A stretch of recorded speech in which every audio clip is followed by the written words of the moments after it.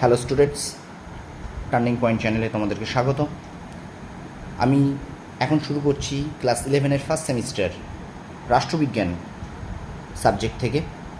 তোমাদের ইউনিট 6 যে চ্যাপ্টারটি আছে, ভারতীয় সংবিধানের প্রধান বৈশিষ্ট্যসমূহ, সেখান থেকে আমি কিছু প্রশ্ন তোমাদের দেব পরীক্ষার জন্য, যেগুলি ফার্স্ট সেমিস্টার পরীক্ষায় তোমাদের ভীষণভাবে উপযোগী হয়ে উঠবে এবং আমার বিশ্বাস এখান থেকে তোমরা প্রশ্ন কমন পাবে।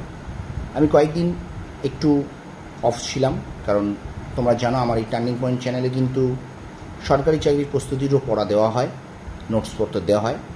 তো সুতরাং সেই কারণে আমি একটু ব্যস্ত ছিলাম। আমি টার্নিং পয়েন্টে কিছু সরকারি চাকরির নোটসপত্র কয়েকদিন ধরে আপলোড করেছি। তোমাদের 11-এর ফার্স্ট সেমিস্টার এবং যে ফার্স্ট সেমিস্টার যে ইতিহাস এবং রাষ্ট্রবিজ্ঞানতে যে এগুলো ছিল প্রশ্ন উত্তর নোটসগুলো দেওয়ার কথা ছিল, আমি দিতে পারিনি। তো আগের আমার ভিডিওগুলো যারা দেখেছো তারা নিশ্চয়ই ওগুলো খাতায় নোট করেছো এবং তারা নিশ্চয়ই পড়া তৈরি করেছো, কারণ 13ই সেপ্টেম্বর থেকে তোমাদের কিন্তু পরীক্ষা শুরু হয়ে যাবে ক্লাস 11-এর ফার্স্ট সেমিস্টার। তো পড়া নিশ্চয়ই তোমাদের খুব জোর কদমে চলছে। আর আমি অবশ্যই তোমাদের আরেকটা কথা বলে রাখি, সেকেন্ড সেমিস্টারের জন্য আমি কিন্তু তোমাদের একটা রুটিন করে দেবো। সেই রুটিন অনুযায়ী কিন্তু তোমরা আমার ভিডিও পাবে ইতিহাস এবং রাষ্ট্রবিজ্ঞানের, এটুকু তোমরা নিশ্চিত থেকো। তার জন্য কিন্তু অবশ্যই আমার চ্যানেলটা সাবস্ক্রাইব করতে হবে। আমার চ্যানেলটা সাবস্ক্রাইব করার পর অবশ্যই বেল আইকনটা প্রেস করতে হবে, তবেই কিন্তু তুমি নোটিফিকেশানগুলো পাবে। আমি তোমাদের আশ্বস্ত করে বলছি, সেকেন্ড সেমিস্টার থেকে তোমরা কিন্তু একটা নির্দিষ্ট টাইমে আমার এই ভিডিওটা পাবে। অবশ্যই সেই ভিডিওটার জন্যে আমার চ্যানেলটা শেয়ার এবং অবশ্যই সাবস্ক্রাইব করতেই হবে, আর বেল আইকনটি প্রেস করতে হবে। চলো কথা না বলে আমি শুরু করি।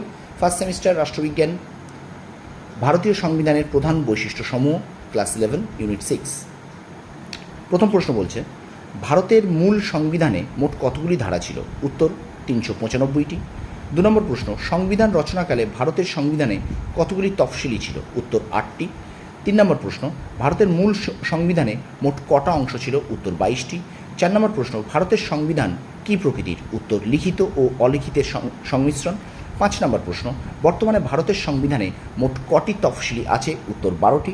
6 নম্বর প্রশ্ন, মডার্ন কনস্টিটিউশন বইটি রচয়িতাকে? উত্তর কেসি হোয়ার। 7 নম্বর প্রশ্ন, সংসদীয় শাসন ব্যবস্থায় সার্বভৌম কোনটি? উত্তর পার্লামেন্ট। 8 নম্বর প্রশ্ন, ভারতে অবশিষ্ট ক্ষমতা প্রদান করা হয়েছে কাকে? উত্তর কেন্দ্রীয় আইনসভাকে। 9 নম্বর প্রশ্ন, সংসদীয় আইনসভায় মন্ত্রিসভা কার কাছে দায়িত্বশীল থাকে? উত্তর আইনসভার কাছে। আচ্ছা, ভারতীয় অবশিষ্ট ক্ষমতা প্রদান করা হচ্ছে কাকে? না, কেন্দ্রীয় আইনসভাকে। আর 9 নম্বর প্রশ্ন আছে, সংসদীয় ব্যবস্থায় মন্ত্রিসভা কার কাছে দায়িত্বশীল থাকে? উত্তর আইনসভার কাছে। 10 নম্বর প্রশ্ন, মন্ত্রিসভা পরিচালিত সরকারে ক্যাবিনেট দায়িত্বশীল থাকে কার কাছে? উত্তর আইনসভার নিম্নকক্ষের কাছে। 11 নম্বর প্রশ্ন, যুক্তরাষ্ট্রীয় সরকার বলতে কী বোঝায়? উত্তর কেন্দ্র ও রাজ্য উভয় সরকারকে। 12 নম্বর প্রশ্ন, যুক্তরাষ্ট্রের ক্ষেত্রে কোন শাসন ব্যবস্থা উপযোগী? বৃহৎ রাষ্ট্রের ক্ষেত্রে, আমার বলা ভুল হয়েছে, বৃহৎ রাষ্ট্রের ক্ষেত্রে কোন শাসন ব্যবস্থা উপযোগী? উত্তর যুক্তরাষ্ট্রীয়।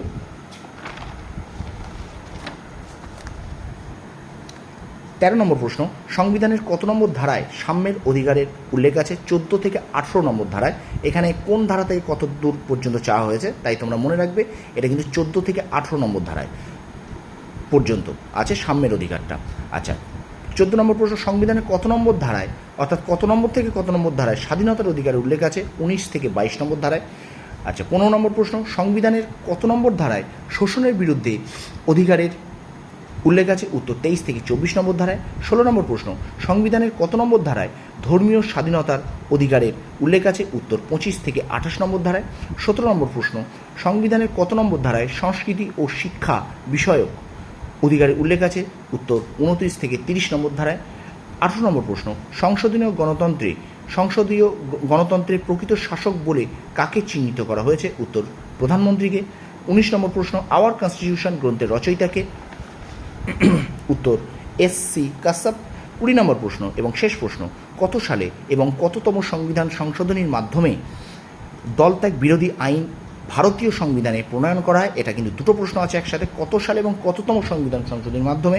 1985 সালে 52তম সংবিধান সংশোধনীর মাধ্যমে এই দলত্যাগ বিরোধী আইন কিন্তু ভারতীয় সংবিধানে প্রণয়ন করা হয়। তো স্টুডেন্টস, এই ছিল 20টি প্রশ্ন রাষ্ট্রবিজ্ঞানের 6 নম্বর চ্যাপ্টার থেকে।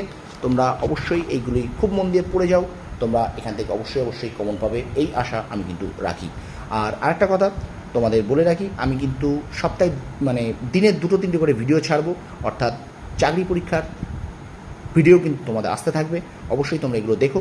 আর কয়েকদিন পর থেকে আমি কিন্তু একটা টাইম মেনটেন করে দেবো তোমাদের, যেহেতু ক্লাস 11 এবং মাধ্যমিকের জন্য ভিডিও পাওয়ার জন্য। আর অবশ্যই টার্নিং পয়েন্ট চ্যানেল কিন্তু তোমাদের সরকারি চাকরি পরীক্ষার পাশে রয়েছে এবং পাশে থাকবেও আগামী দিনে। অর্থাৎ টার্নিং পয়েন্ট চ্যানেলটা কিন্তু সাবস্ক্রাইব করতেই হবে, না করলে কিন্তু ভীষণ তোমাদের সরকারি চাকরি পরীক্ষার জন্য তোমরা কিন্তু ভালো ভালো নোটস, বাছাই করা জিকে, ইতিহাস থেকে জিকে, এগুলি তোমরা কিন্তু অবশ্যই পাবে।